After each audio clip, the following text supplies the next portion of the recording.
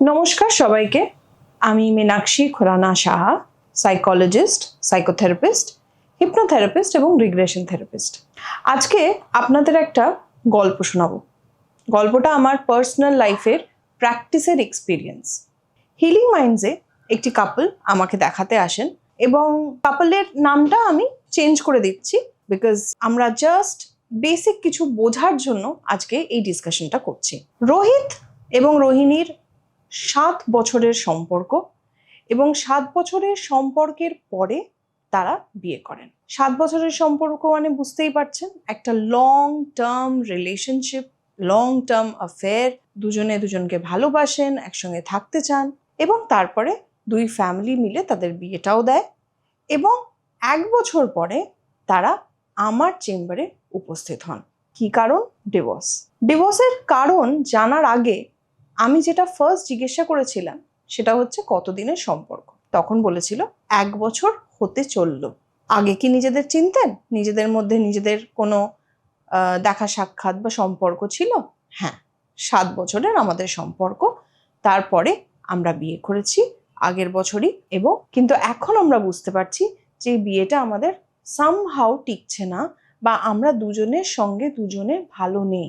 ভালো না থাকার কারণ, সেই কারণ থেকে যেটা জানা গেল সেটা হচ্ছে যে মেয়েটি যেই ধরনের ফিনান্সিয়াল সিকিউরিটি এক্সপেক্ট করেছিল ছেলেটির থেকে বা ছেলেটির ফ্যামিলির থেকে, সেইটা কিছুটা কম। ইতিমধ্যে ছেলেটি মেয়েটির থেকে কিছু ধরনের লাইফের চেঞ্জেস এক্সপেক্ট করেছিল, সেটা খাওয়া দাওয়ার চেঞ্জ, জামা কাপড়, বেশভূষা, স্টাইলিং, সেগুলোর চেঞ্জ। সেগুলো মেয়েটি আবার ম্যানেজ করতে পারছে না। দুজনেই দুজনের থেকে প্রচুর এক্সপেকটেশন, কিন্তু দুজনেই চেষ্টা করেও মানিয়ে নিতে পারছে না সিচুয়েশনের সাথে। তার ফলে তাদের মনে হচ্ছে যে তারা একটা ভুল রিলেশনশিপে হয়তো জড়িয়ে গেছে, ভুল ম্যারেজে জড়িয়ে গেছে এবং তাই জন্য তারা বিচ্ছেদ ভাবছেন। কিন্তু তার আগে যেহেতু তাদের 7 বছরের সম্পর্ক, তাদের নিজেদের মনে হয়েছে বা তাদের ফ্যামিলিও বলেছে যে একবার একটা ট্রাই দিয়ে দেখো, কেন অসুবিধে হচ্ছে, তোমরা তো দুজনকে দুজন এতদিন ধরে চেনো। একটা জিনিস দেখুন, এখানে ক্লিয়ারলি বোঝা যাচ্ছে যে একটা মানুষ একটা মানুষকে 7 বছর চিনলেও যতক্ষণ না তারা বিয়ে করছেন এবং একই ছাদের তলায় থাকতে শুরু করছেন, ততক্ষণ ক্লিয়ারলি বোঝা যায় না যে একটা মানুষের কি ধরনের চাল চলন বা কি ধরনের এক্সপেকটেশন, কি ধরনের লাইফস্টাইল, কি ভালো লাগে, কি মন্দ লাগে, তার পার্সোনালিটি কি। দুজনে যখন একসঙ্গে থাকতে শুরু করলেন তখনই কিন্তু এনারা বুঝতে পারলেন যে দুজনের থেকে দুজনে কতটা ভিন্ন। আজকের সেই বেসিক যে অসুবিধে নিয়ে ওনারা এসেছিলেন, সেখান থেকে আমার মনে হলো যে এই স্টোরিটা বোধহয় খুব আনকমন নয়, অনেকের লাইফেই কিন্তু ঘটে। যখন সম্পর্কটা সম্পর্কের মতো থাকে, রিলেশনশিপের মতো থাকে, কোর্টশিপের মধ্যে থাকে, তখন কিন্তু লোকে অনেক কমফোর্টেবলি মেশে, তারা অনেক স্বপ্ন দেখে, একসঙ্গে ভাবে অনেক সময় কাটাবো, অনেক দারুণভাবে জীবনটা কাটাবো। বিয়ের পরে অনেকটাই কিন্তু চেঞ্জ হয়। সেখান থেকে অনেকজনই বলে যে আমি এটা ভাবিনি যে এরকমভাবে সম্পর্কটা হবে, বা ও যে এতটা চেঞ্জ হয়ে যাবে সেটা আমি বুঝতে পারিনি। আসলে কি লোকে চেঞ্জ হয়ে যায়? তাহলে এত বছর কি করে সম্পর্কেতে একরকম বিহেভ করতে পারলো? যেহেতু এই প্রশ্নগুলো বারবার আমার কাজের ক্ষেত্রেও উঠে এসে দাঁড়ায়, তাই ভাবলাম আজকে আপনাদের বেসিক কিছু টিপস ডিসকাস করে দিই যে যদি কোনো সম্পর্কে থাকেন, তার আগে, বিয়ে করার আগে কি কি জিনিস আপনাদের একটু মাথায় রাখলে হয়তো ভালো হবে।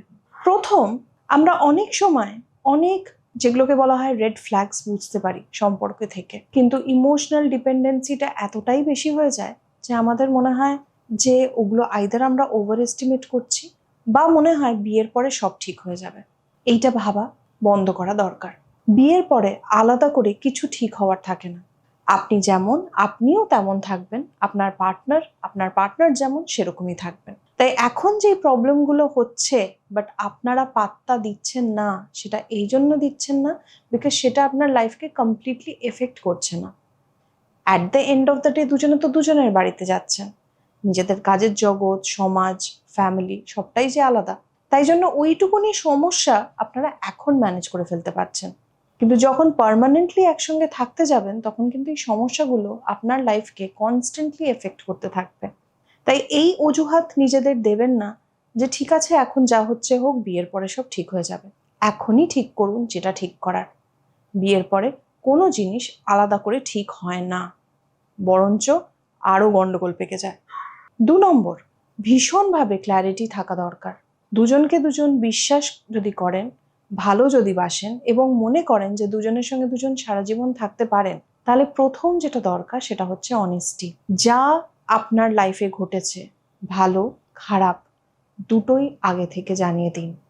আপনি কি চান, আপনি কি চান না, সেটাও আগে থেকে বলে দিন। বিয়ের পরে হঠাৎ করে সেইগুলো বললে আরেকটি মানুষ হকচকিয়ে যাবে। তার মনে হবে যে একে তো আমি চিনি না, এ তো পুরো অন্য মানুষ, এবং সেখান থেকে সেন্স অফ একটা বিট্রেয়াল চলে আসে। তাই জন্য খুব ইম্পর্ট্যান্ট যে আপনি যেমন মানুষ, আপনার লাইফে যা যা হয়েছে, আগে ঘটেছে, সেটা আগে কোনো প্রাক্তন সম্পর্ক হতে পারে, বা লাইফে কোনো ভুল বোঝাবুঝি হতে পারে, বা অন্য কোনো অসুবিধে হতে পারে, আপনার ফ্যামিলিতে কোনো কারোর সঙ্গে সম্পর্ক নিয়ে ক্ল্যাশ আছে, টার্ময়েল আছে, সেই কোনো জিনিসই লুকোবেন না নিজের পার্টনারের থেকে। দুজনেই দুজনের পুরো ইনফরমেশন আগেই শেয়ার করে নেবেন, যাতে পরে সেটাকে নিয়ে হঠাৎ করে সারপ্রাইজ হিসেবে তাদের লাইফে না আসুক এবং সাডেনলি তাদের এটার সঙ্গে অ্যাডজাস্ট না করতে হোক। আগে থেকে মানসিকভাবে যদি আপনি আপনার পার্টনারকে প্রিপেয়ার করে রাখেন, সেও জানবে যে বিয়ের পরে তাকে কিভাবে চলতে হবে, তাকে কি কি জিনিস ম্যানেজ করতে হবে, কোন জিনিসগুলোকে এগিয়ে নিয়ে আসতে হবে নিজের লাইফে এবং কোন জিনিসগুলোকে বর্জন করতে হবে। এবং এটাও দরকার বোঝা যে সে আদৌ এইগুলোর জন্য রেডি কিনা। বিয়েটা করে নিলাম, তারপরে তার উপরে দুম করে এত রেসপন্সিবিলিটি, দায়িত্ব দিয়ে দিলাম যেগুলোর ব্যাপারে সে আগে টেরও পায়নি, তাহলে কিন্তু কাজটা মোটেও ভালো হবে না দুজনের জন্যই, বরঞ্চ প্রচুর প্রচুর ঝামেলা, প্রচুর কনফ্লিক্টস আসতে পারে। 3 number, very very important again, financial clarity রাখুন। ফিন্যান্স আমরা যতই বলি না কেন, আমাদের লাইফে কিন্তু একটা ইম্পর্ট্যান্ট রোল প্লে করে। আমি কি করে বাঁচবো, আমার বাড়ির কোনো রেন্ট আছে কিনা, আমার কোনো লোন আছে কিনা, আমার কোনো জিনিসে মর্টগেজ আছে কিনা, সেইগুলো কিন্তু জানার কমপ্লিট রাইট আমার পার্টনারের আছে। এবং আমার পার্টনারের এরকম কিছু দায়িত্ব আছে কিনা, কোনো রেসপন্সিবিলিটি আছে কিনা, তাকে কোনো জায়গায় টাকা পাঠাতে হয় কিনা বা দিতে হয় কিনা এবং দিতে হবে পরবর্তীকালে, সেই ক্ল্যারিটিটা কিন্তু দুজনেরই দুজনের ক্ষেত্রে থাকা উচিত। আমার পার্টনারকে আমি বিয়ে করছি মানেই তার স্যালারি বা তার ফিনান্সিয়াল ফ্রিডমটা আমার হাতে চলে আসবে, সেটা কিন্তু কখনোই সম্ভব নয়।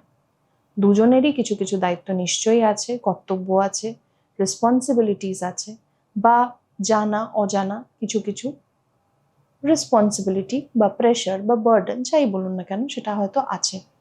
সেটা আগে থেকে জেনে নিলে আপনি আপনার খরচা, আপনি আপনার লাইফস্টাইল, আপনি আপনার মেন্টালিটি, যে আপনাকে কিভাবে বাড়ি চালাতে হবে, সেটার ব্যাপারে আগে থেকে আইডিয়া পাবেন। হঠাৎ করে মনে হবে না যে এটা কি, এরকম তো আমি দেখিনি, আমরা তো খুব ভালো খুব দামি রেস্তোরাঁয় যেতাম, আমরা তো অনেক খাওয়া দাওয়া করতাম, আমরা তো অনেক ঘুরতাম, হঠাৎ কি হলো। কেন কি, ঘোরা, আনন্দ করা এবং একসঙ্গে সংসার করা দুটো কিন্তু একেবারেই ভিন্ন জিনিস। আরেকটা জিনিস যেটা মাথায় রাখা দরকার, সেটা হচ্ছে যে দুজনের সোশ্যাল ব্যাকগ্রাউন্ড কেমন, দুজনে কি ধরনের ফ্যামিলি থেকে বিলং করছেন, সেটার মধ্যে যতটা প্যারিটি থাকবে তত সুবিধে। ধরে নিন একজন জয়েন্ট ফ্যামিলি থেকে বিলং করেন আর একজন নিউক্লিয়ার, তাতে কি হতে পারে, যেই জয়েন্ট ফ্যামিলির বা নিউক্লিয়ার ফ্যামিলি থেকে কেউ জয়েন্ট ফ্যামিলিতে যাবে, এতজনকে মানিয়ে নেওয়া, তাদের সঙ্গে চলা, এতজনকে নিয়ে সবসময় বাস করা ডিফিকাল্ট হয়ে যেতে পারে। মনে হতে পারে যে পার্সোনাল স্পেসটা যেন আমার বন্ধ হয়ে যাচ্ছে, আমার কোনো পার্সোনাল স্পেস নেই, আমার দম বন্ধ লাগছে, বা অন্য রকম প্রবলেমও হতে পারে। সেক্ষেত্রে যদি দুজনের সোশ্যাল ফাংশনিং বা সোশ্যাল লাইফ বা সোশ্যাল ব্যাকগ্রাউন্ড একরকম থাকে, তাহলে দুজনের মানিয়ে নিতে সুবিধে হয়।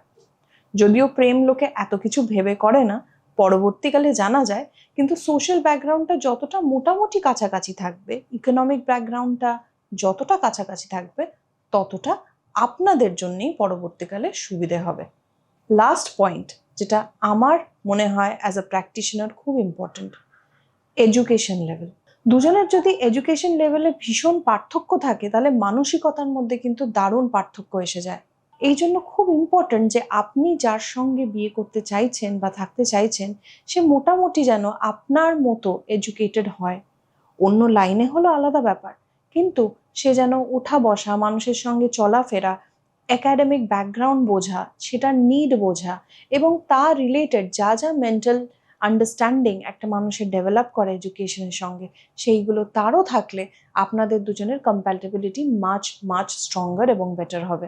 এই জিনিসগুলো যদি আগে থেকেই আপনারা ক্লিয়ার করে নেন এবং নিজেদের এক্সপেকটেশন, নিজেদের আন্ডারস্ট্যান্ডিং, আন্ডার এস্টিমেশন হোক, ওভার এস্টিমেশন হোক, যা আছে সেটা প্রথমেই করে নিলে কিন্তু পরবর্তীকালের লাইফটা একসাথে চলাটা অনেক অনেক বেশি ভালো, সুন্দর এবং শান্তময় হবে। আই হোপ আজকে আমরা যেটা নিয়ে ডিসকাস করেছি সেটা আপনাদের হেল্প হবে।